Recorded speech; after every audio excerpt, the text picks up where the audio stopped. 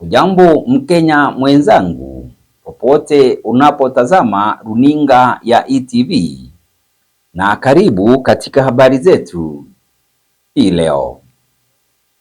Katika habari zetu, wanaharakati wa kisiasa na wawakilishi wa jamii kutoka kila pembe ya kaunti ya Embu hii leo wamekusanyika katika ukumbi mmoja hapa mjini Embu ili kujadili kupanda kwa gharama ya maisha, ufisadi na mfumuko wa bei za bidhaa.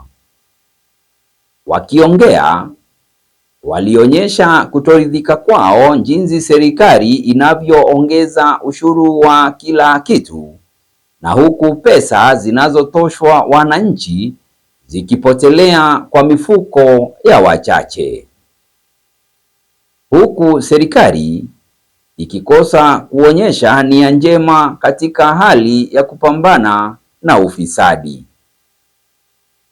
Chini ya udhamini wa shirika lisilo la kiserikali la Action Aid, Wakenya hawa kutoka Embu wanashindwa ni nini kitafanya wao kurudi kwa debe kuchagua viongozi tena, iwapo kila wanapofanya uchaguzi wanapiga kura wakiwa na matumaini nyingi, lakini viongozi hao huwa hawafanyi kama wanavyoahidi.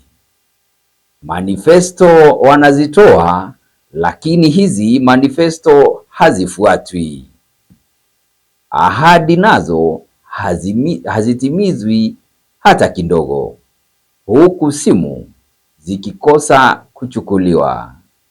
Chata zinafanywa, lakini uchaguzi unapoisha hazikumbukwi tena. Huu hapa ni mwandishi wetu kutoka Kirimari.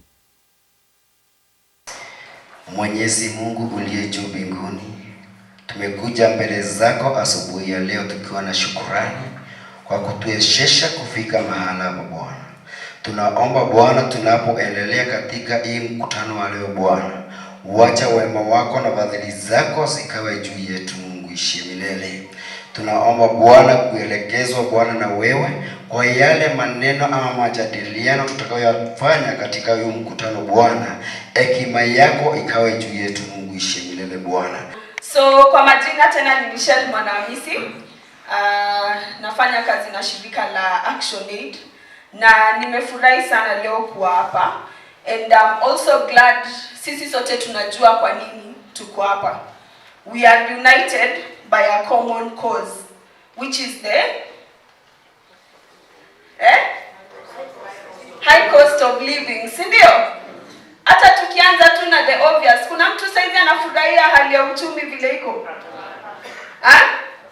See, there's a reason why umetoka huko kwenye huko umekuja hapa, kwa sababu tumetoka na malalamishi, blame game kila saa, tukisema uchumi ni mbaya, bei ya bidhaa imekuwa mbaya, maisha imekuwa ngumu. Ukishaongea unarudi nyumbani kwako unalala, nothing happens, si ndio? But if we come together and unite and speak in one common voice, we are able to make a bigger impact, to reach the right people, si ndio? Ambao wanatakana watusikie sisi kama wananchi, and they understand our concerns and act on them, si ndio? Buda tukiendelea kukaa hapa, mkate hata kesho anaweza amka waseme ni 150. Maziwa wapandishe, kila kitu iendelee kupanda, alafu wewe unabaki hapo hauna pesa, hauna chakula. The most basic things zimekuwa so hard to afford, and we don't know what the future holds, si ndio? Sisi tumekaa tu hapa tujui what else they are cooking huko ambako wako, si ndio? So najua this issue has been there for quite some time. Ile tu wakati mwingine wanatuambia ati sijui hali ya uchumi inaenda juu kwa sababu ya mambo ya Russia Ukraine war. Wakati mwingine wakatuambia ni COVID ikaisha. Yani hakuna mtu anataka ku take responsibility for whatever is currently happening in the country. There is always something that can be blamed on it. Lakini tukiangalia majirani zetu, hata bei za mafuta, bei za bidhaa, do you think we are on the same page? Nchi kama Ethiopia, which is even a landlocked country, you can see hata kama cost of living globally kwa dunia mzima, hata huko kwa wazungu, kuna inflation, the cost of living is generally high, lakini people are trying their best to see how they can cope, and their governments are actually working towards this. So for us, we need to ask ourselves, like she said, why the high taxation? Why the rising cost of living? Why the surmounting public debt? That should be our biggest issue of concern, because this money that is being borrowed, where is it going? Inafaidi nani? Wewe umeona kama imekufaidi kwa njia yoyote? Have you been able as a citizen to follow up and say, this is where the money that was borrowed has gone to, na hiyo ndio inafanya mimi nilipishwe kwamba hiyo deni iweze kulipwa? Have we ever asked ourselves that? Si kila siku tunaona tu kuna sainiwa, kuna loan imechukuliwa, you just hear about it. But you see, for now, we are more empowered. Sio kama kitambo. Enzi zile wakati tulikuwa enzi za KANU kwa mfano. The promises politicians provide during electioneering period, hizo manifestos, if you want to be strategic in terms of enhancing good governance, can you request them to print for you the manifestos? Because when you look at the recall clauses for the governors and the MCAs in the County Governments Act of 2012, and for the members of parliament, when you read Article 104 to 106 of the Constitution of Kenya, one of the evidence that you can provide to show that this person has failed to honor the promises is by presenting the manifesto. It is possible to recall all these elected leaders, but what is difficult is to put together evidence to qualify the recall procedures. But if we are organized early enough, we are able to gradually have evidence that we can use to recall the leaders that are not performing for us. So for me, this is a conversation that has begun. Let's not end it because the day that was supported by ActionAid is coming to an end. Because today is ending and we have had this conversation, it doesn't mean the issues that we've discussed here have been resolved. True or false? We still have them. Even with the views we've collected from you people, we can't commit that it is going to come to an end tomorrow. It is still a process that requires your support from wherever you are. So let's carry on with this kind of conversation. Let's commit ourselves to changing our situation. The issues of when you are invited to a meeting that can drive change and then you are asking how much you are going to get, I want to challenge you that we are already in a mess. We are already in a very difficult situation. Whenever you are in a difficult situation, you must admit that getting out of that situation is also difficult. Tunaelewana? When you are in a difficult situation, getting out of it is also difficult. Wangapi wamewahi ona lizard akiingia ndani ya ndoo? Ameanguka akaingia ndani ya ndoo. Sasa nataka kutoka. Huwa anafaulu kutoka kirahisi? So that is the situation we are in, and we must sacrifice to get out of that situation. If we hear about such forum and we can create some few hours, let's go there, let's put our views together, let's put our energy together so that we are able to get ourselves out of the difficult situation we are finding actually we are not finding ourselves in. We've placed ourselves into this situation. It is us who elected these leaders.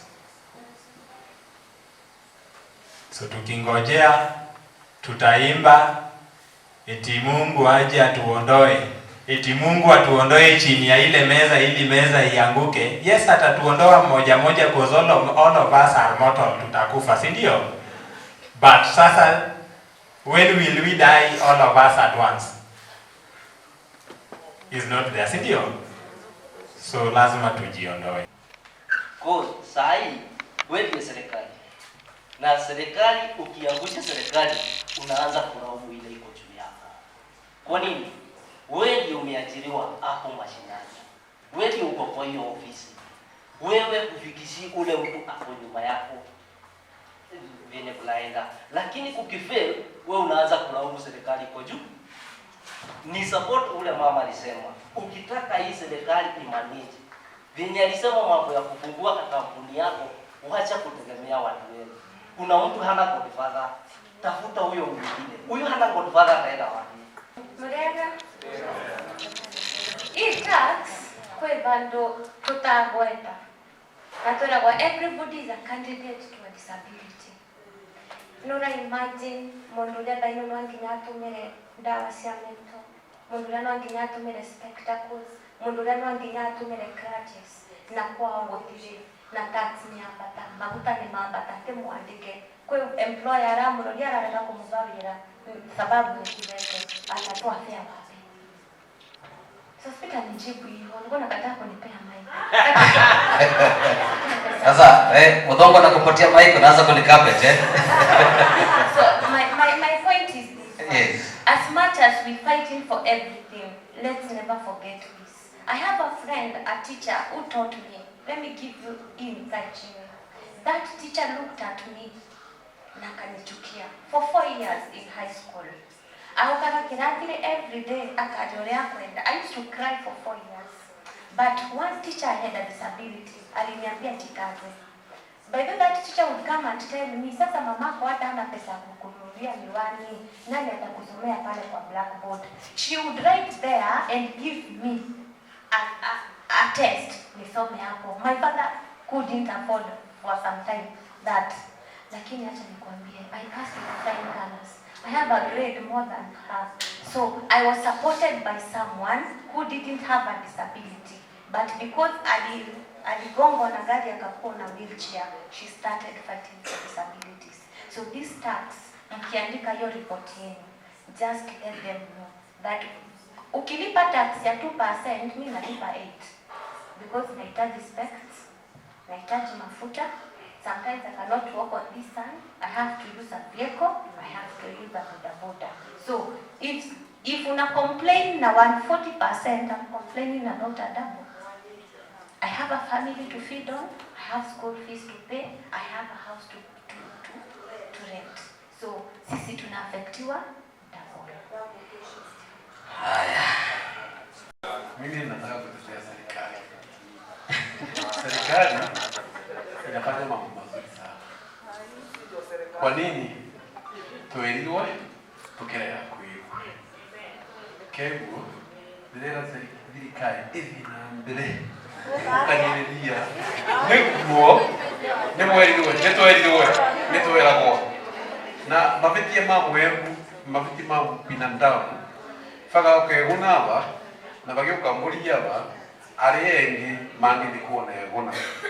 Dikuona ikeguna niko mwenye eguna etena ndu alifanya.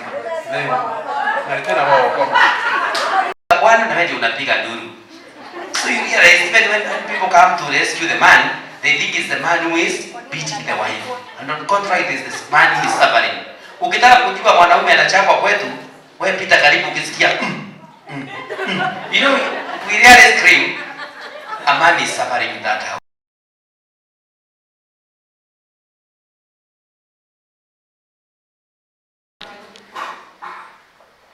Naitwa Shujaa Peter Ngoshi. I'm a national hero. I received my award in the year 2020 for community service.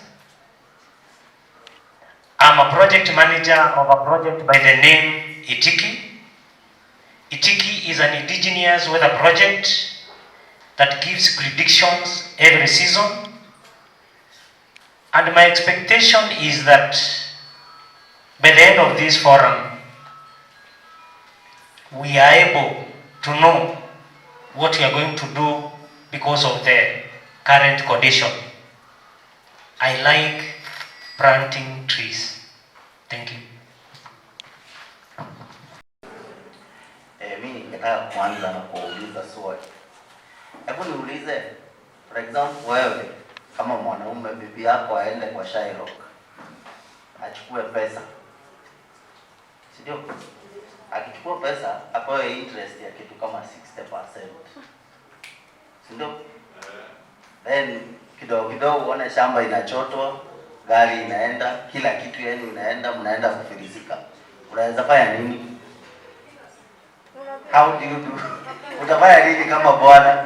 Nataka kuuliza swali alafu ni make contribution yangu. Utafanya nini kama bwana? Utajinyonga? Mwingine atamlipia? Haya, tuseme sasa ni bibi. Wewe ndio umekuwa ukidhukuma na sasa kila kitu yako yote imeauctioniwa na bwana. Utafanya nini, Joseph?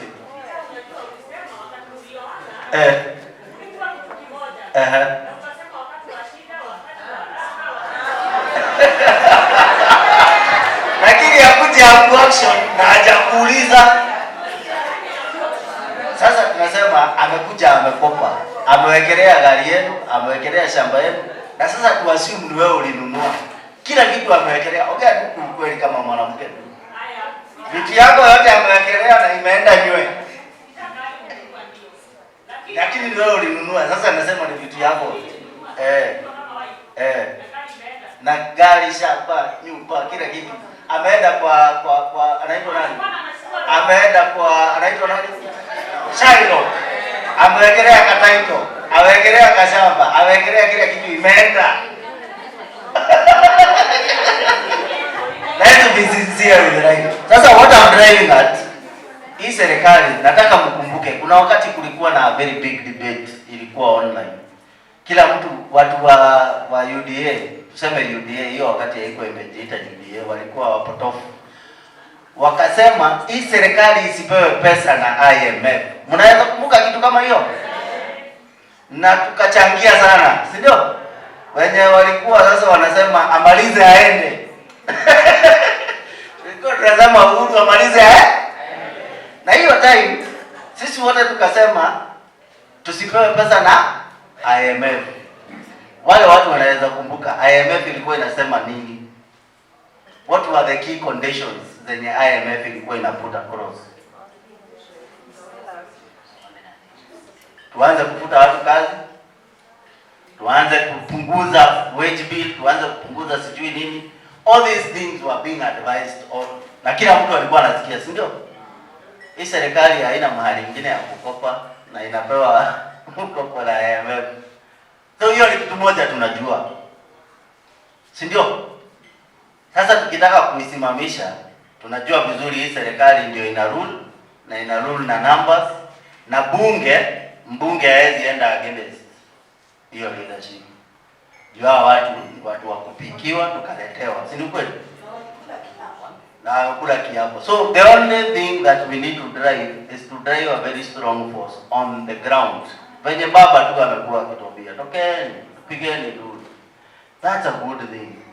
Pia nilikuwa nataka kuwakumbusha wakati kulikuwa na kitu ilikuwa very famous hapa Embu, ilikuwa inaitwa Local Urban Forum. Sijui ni wangapi wanaikumbuka? Mnaikumbuka? Na wakati huo there was a bill that was passed. Nataka kumaliza. There was a bill that was passed ya public participation mpaka wa leo. Nani anaweza kumbuka kulikuwa mwaka gani Josephine? Ni kitu 2013, si ndio? 2012. A public participation bill was passed na iko assembly. Tulikuwa tumesema kukuwe na forums ambazo zina facilitatiwa because bila watu kupatana hakuna agenda. Agenda itakuwa inaletwa na mwenye tulichagua. Lakini kwa hiyo constitution tuko na right pia ya kujirepresent. Hiyo representation yetu inaenda wapi? Without this town hall meetings, bila sisi kukuja pamoja, hatuwezi mpaka kufanya audit. Kama saa hii ward yenu ni watu wangapi wako kwa zile project development committees? Ni watu wangapi wako huko neutral? Si ni watu wachache? Nani ana represent plot owners association ya area ya kwenu? Nyinyi mko kwa resident association? Hakuna resident association. Hizi vitu zote ziliproposiwa. Ukiangalia the County Government Act, ukiangalia the public ile nyingine ya town, inaitwa nini? Urban and Cities Act.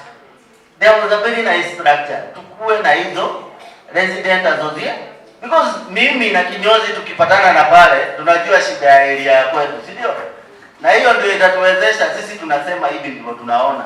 Lakini tukikaa kwa giza, tutaendelea kukaa kwa giza.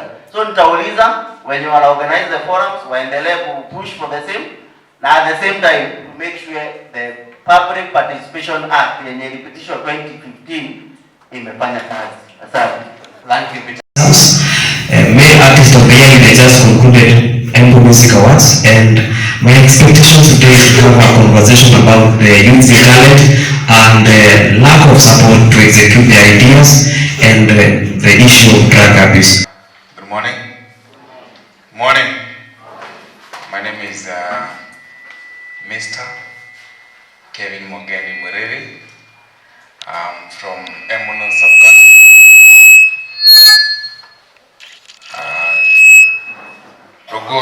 Rogoro Ngandore Ward.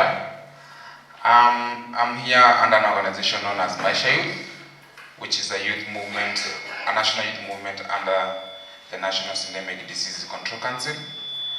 And I expect I need to go back, niwache tukue na discussions kidogo kuhusu sheria zenye ziko ambazo zina contribute towards the high cost of living, and then we can pick the discussion from there. But the discussion will be generally kuendeleza chenye mimi nimeanzisha, si ndio?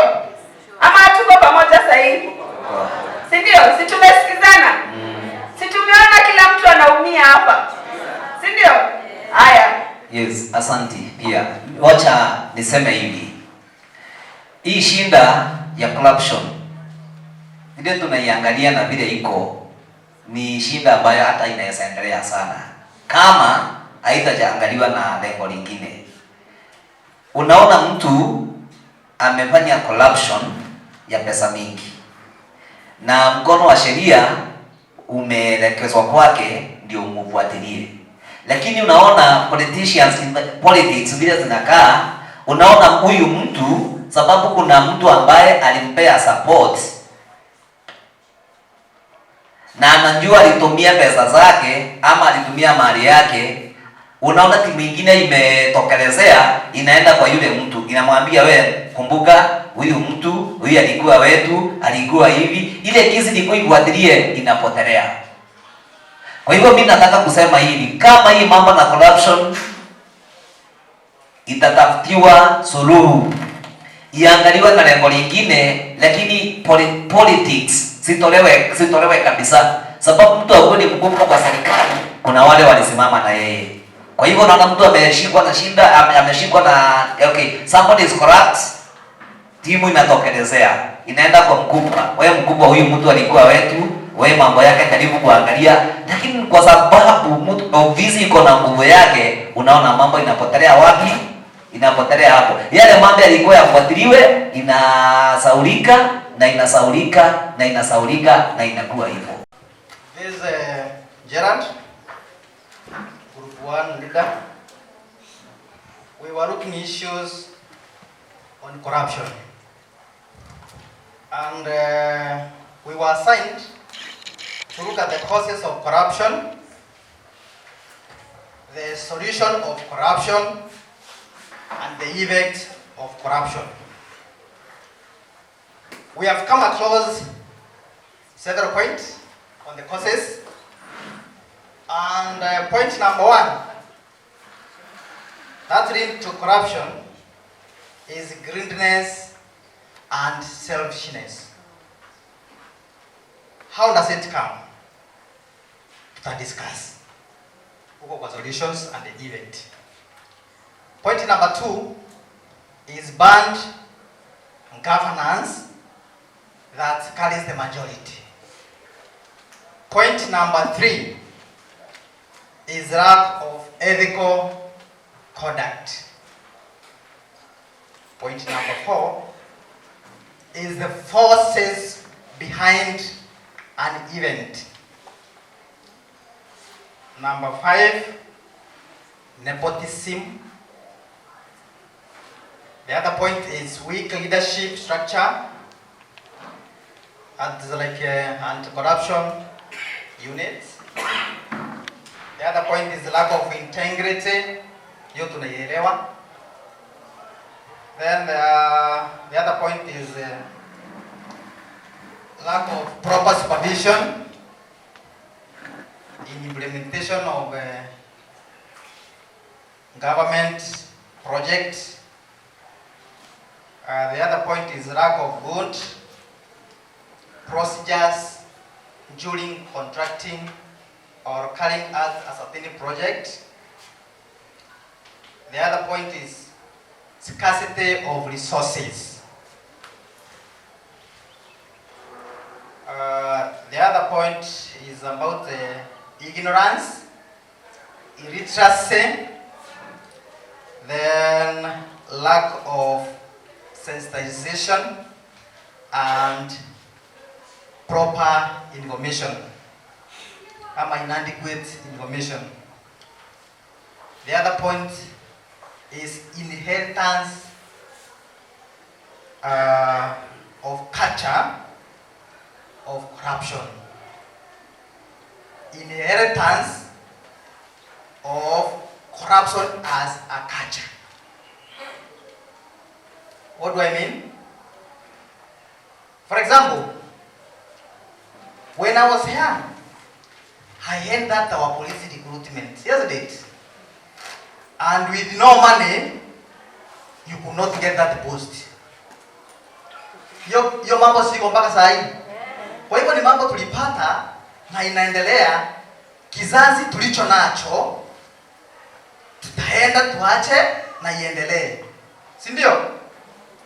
The other point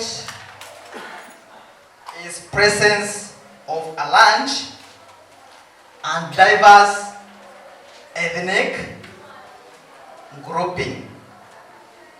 That is thinking as higher, that's a different point. This presence of large and diverse ethnic ni kama sisi ndio wengi na sisi ndio kama sisi ni nani? Sisi sisi. The other point is a higher level of market and competitions. That is scarcity of employment opportunities or to political monopolization. Sorry to say, Sospita, acha kulala. Hii mambo nasoma usikie. There was an issue that came up about the way of politics in Embu County. Sindio? How do we vote? Yeah? In anything? Authentic background. Sindio? Na sasa ndiposa hiyo point nimekuja pale ni political monopolization. Kama sisi ni nani? Sisi si ndio wengi. Hiyo inaingilia pale. Na unapata mpaka yule the minority have no say. Unapata wale minority, niko na pesa yangu nakuja na kununua. What am I doing? Bribing you to join me in voting. Is it not corruption? The other point is flawed government system. That is protection of perpetrators. You find I'm involved in corruption. I have my big boss there. In power, he protects me. Sababu kwa nape? Ni kweli inaonekana wazi nimeiba. Lakini sababu nimepelekwa pale kwa koti. Na who is bigger than the other? Magistrates are the judge.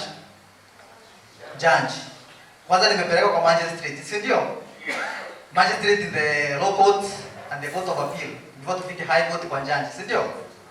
Tumeenda pale magistrate, ni my brother and is a friend to the judge who will do prosecution. Hiyo kesi kuna mali itaenda? Si yako na pesa na ako na usemi.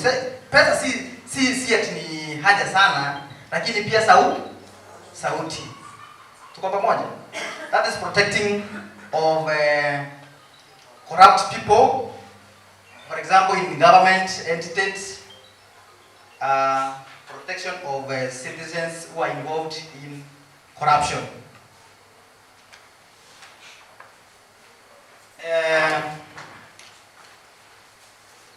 Effects of corruption.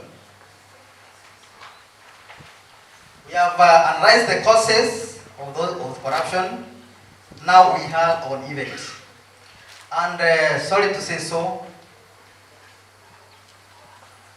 we have not exhausted everything. Even when we go in school, we go to teach one another, isn't it? So the point that we have not exhausted, let it be in your mind and you can give us it. We have just highlighted a few that will help us have a smooth discussion of today's event. Effect of corruption. Effect number one, we came up with a lack of confidence within government units, departments, and processes. Are we there? Let me start by the smallest unit of the government in your family. Are we there? Hello? Are we there? What do you do with your children?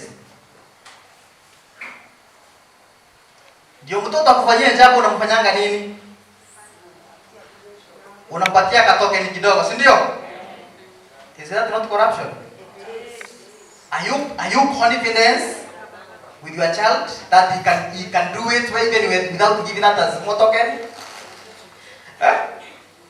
Turudi sasa kwa serikali. Ndipo Sanjerand apewa contract fulani, lazima aende mkubwa fulani, si ndio? Hiyo process ni mzuri kweli? Then like government tenders. Ni akina nani wanapewa hizo tenders? Wale walifanyia kampeni, si ndio? All of those who have muscles, financial muscles, si ndio? Lakini is that not corruption? So, lack of confidence within government units, departments, and the procedures zile zinafuatwa in awarding of tenders in any government activity. Number two is massive unemployment due to lack of opportunities. Mimi nilienda university nikafanya my bachelor degree in procurement. Wewe ulienda university ukafanya bachelor degrees in social work and community development. Na kumepatikana opportunity ambayo inahitaji mtu ambaye amefanya business related course. Si ndio? Sote tumeapply. In any way can you be misplaced?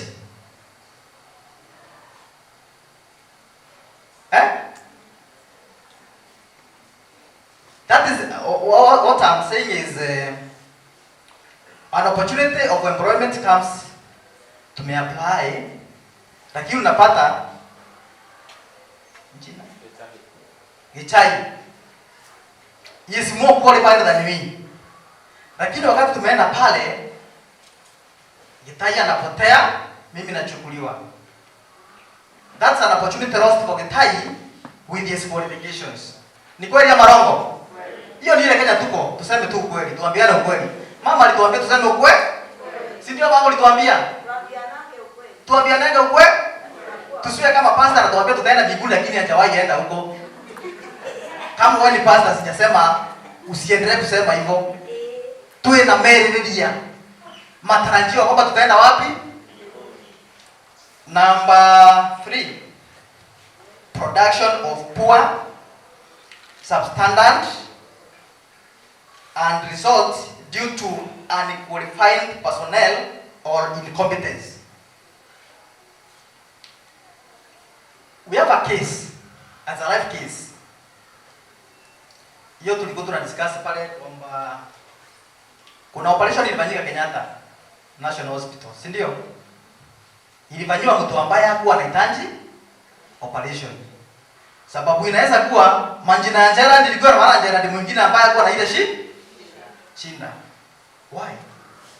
Sijui hata hizi video tunaangalia TikTok hapo inakuanga ya ukweli ama ni uongo. Pale kulikuwa na kijana ni daktari alienda kutibu mgonjwa. Sile dawa alienda kupea huyo mgonjwa dawa ya kumua, si ya kumponya. Because wakati alikuwa shule akisoma, yeye akili yake ilikuwa shule, ilikuwa TikTok. So the prescription ile alikuwa anapewa ile anataka kupea mgonjwa akushika. So alienda kuchukua dawa mkorogo, anakoroga anapea mgonjwa. Huyo mgonjwa atapona ama atakufa? Sababu huyu jamaa alienda kusoma akushika chenye kilikuwa kinafunzwa. Yeye alikuwa mambo zake. So unaweza pata nimeajiri mtu. Hiyo she does not have qualification to carry out a certain task. Na umempea je, ile kazi ulimpea itawezekana? Inaweza kuwa kuna mtu alipitia mahali akamwambia wewe enda upewe kazi. Na akapewa kazi. Na sababu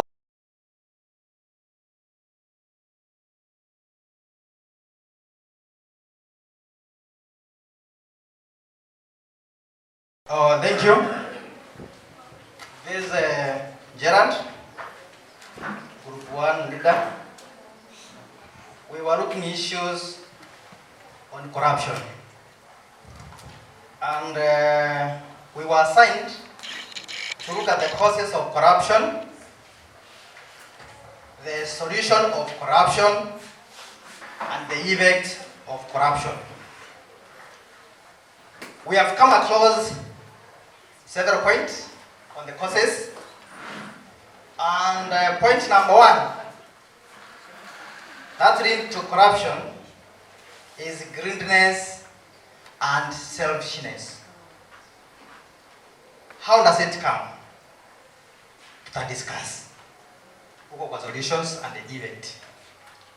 Point number 2 is bad governance that carries the majority. Point number 3 is lack of ethical conduct. Point number 4 is the forces behind an event. Number 5, nepotism. The other point is weak leadership structure. It's like anti-corruption unit. The other point is lack of integrity. Hiyo tunaielewa. Then the other point is lack of proper supervision in implementation of government projects. The other point is lack of good procedures during contracting or carrying out a certain project. The other point is scarcity of resources. The other point is about ignorance, illiteracy, then lack of sensitization and proper information, inadequate information. The other point is inheritance of culture of corruption. Inheritance of corruption as a culture. What do I mean? For example, When I was young, I heard that our police recruitment, isn't it? And with no money, you could not get that post. Yo mambo siko mpaka saa hii. Kwa hivyo ni mambo tulipata na inaendelea. Kizazi tulicho nacho tutaenda tuache na iendelee. Si ndio? The other point is presence of a large and diverse ethnic grouping. That is thinking as higher, that's a different point. This presence of large and diverse ethnic ni kama sisi ndio wengi na sisi ndio kama sisi ni nani? Sisi. The other point is a higher level of market and competitions, that is scarcity of employment opportunities or to political monopolization. Sorry to say, Sospita, acha kurara. Hii mambo nasoma usikie. There was an issue that came up about the way of politics in Embu County. Sindio? How will we vote? Yeah? In anything? Authentic background. Sindio? Na sasa ndiposa hiyo point nimekuja pale ni political monopoly. I am here to represent Group 3. We were speaking majority about high taxation and how it is affecting us. That has been, hiyo imekuwa lile jambo ambalo tunaongelea sana siku ya leo, ni kwamba kweli we have the causes and the causes are obvious. Excessive borrowing, misappropriation of the fund borrowed, imekuwa hivyo. And so far, you bear witness, kila mtu ana blame the previous regime. Sina ukweli? Everyone is blaming the previous regime. Nikiingia ninasema the previous regime borrowed. Tunasema mwenye alikuwa kwa hiyo previous government aliomba sana. It is what it is. So how are we going to get ourselves out of this mess? Sina ukweli? That is what we are here to solve today. Tukiangalia high cost of taxation, kuna yale mambo ambayo yanatufinyilia sana. As a Kenyan today, hatuwezi mundu pila za kimaisha. One of them is education. Our education system is really at the edge. Is it true or not true? We are here to address our government today and tell them, please, our education system is really sinking. We do not have funds. And when we have these funds, they do not get to us at the right time. So please, come and rescue our education system. Another problem we are having as a result of high taxation, we have chased away investors, including our own. How many companies are fully standing today? Very few. How many people can really support their businesses under this level of taxation? Very few. So, if we do not have companies, if we do not have investors, how do we solve the issue of unemployment to our youth? Anybody can answer that? How do we solve that? It is a problem. If we do not have any form of investment in our country, the job security is at a threat. And that is for a fact. When all these factors come around, we have underdevelopment. We cannot reach the goal of food security. Ni kubaya. Watu hawana chakula. Watu hawana decent lifestyles. Watu wanaishi nyumba zenye haziwezi kuwa zinakubalika kimaisha. And now, I am here to address my county, Embu County. Tushuke pale. We want to handle the problem kwa ground. We have problems that need to be dealt with. Our education system. Bursary allocation. Our women lab, ngana yetu, PN. Wabeshana bursary, rumeregia nishakinya. Yes, ni kubaya.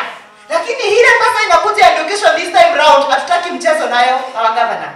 Tunataka to curb all chances of this money being misappropriated because our education system is wanting and it is really scaring us. Hiyo ndo tunataka when it comes to education. Internships and job allocation. Tunataka post ikiwekwa ya job. We are here to talk to you today.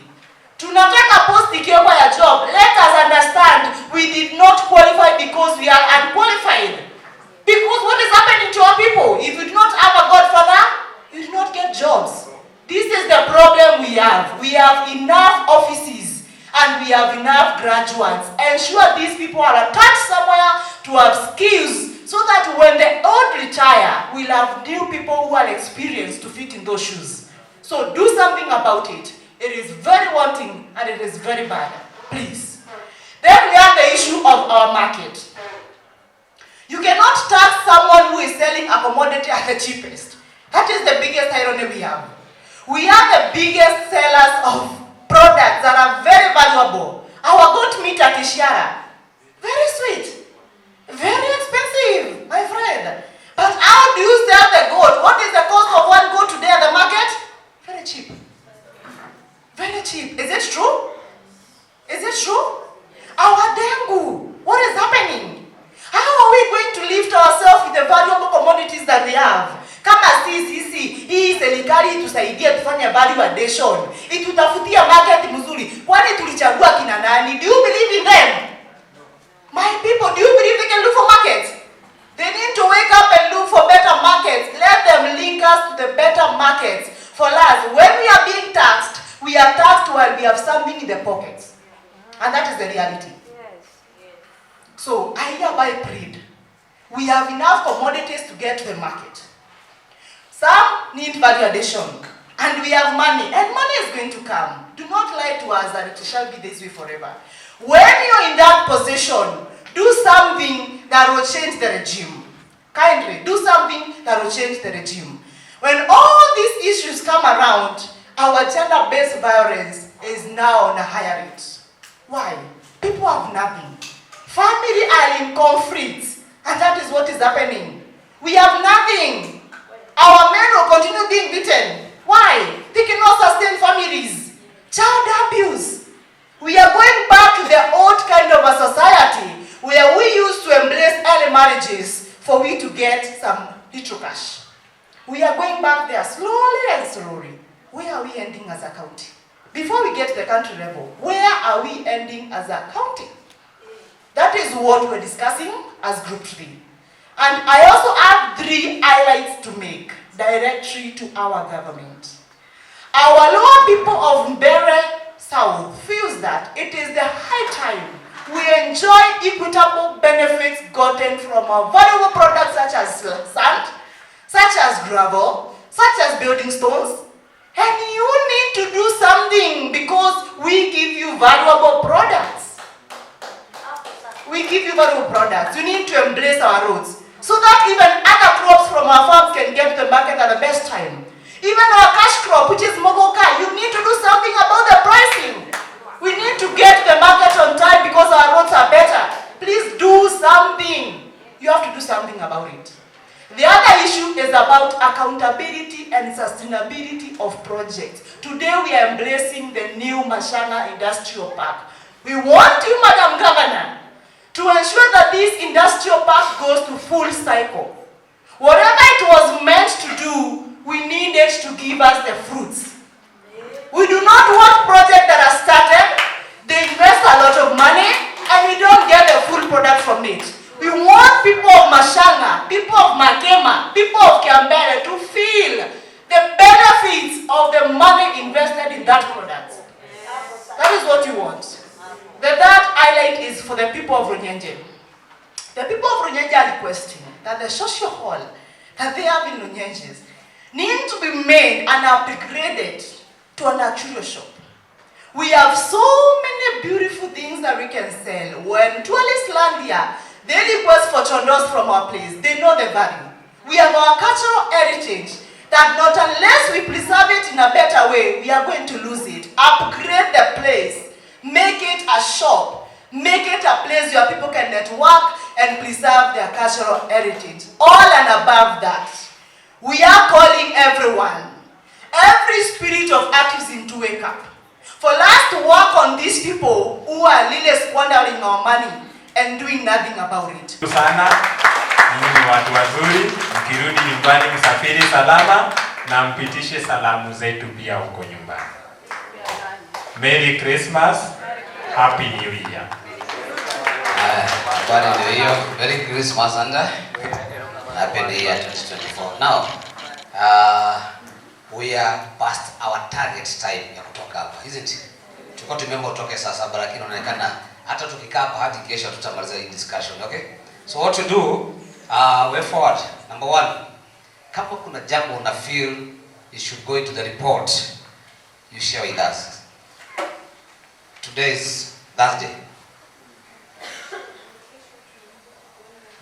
Yes, you share with us anything that you want to talk and you want it to be in the report, share with us. Team leaders ambao walikuwa hapa, Mr. Letahi, Mr. Gerard yako wapi? Gerard. Mwenye amefanya presentation ya other group alikuwa nani? Kindly share with us those presentation, Mr. Letahi. Zimekuwa nazo. And then so kama kuna jambo lingine ungependa kutuma, simu kuna namba yangu wengi wenu? Yes, you share with us. Those who don't have my number, take it 0721 955-843.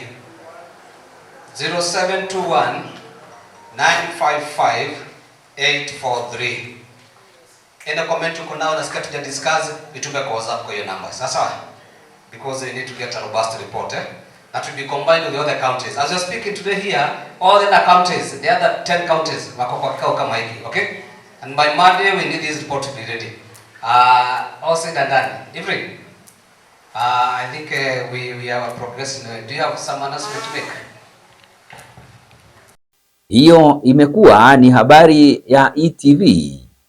Pia unaweza tupata kwa YouTube Embu Bold Eye, Facebook utupate kwa Embu Bold Eye, TikTok pia utatupata kwa Embu Bold Eye. Mimi wako Ireri Kadhi. Kwaheri.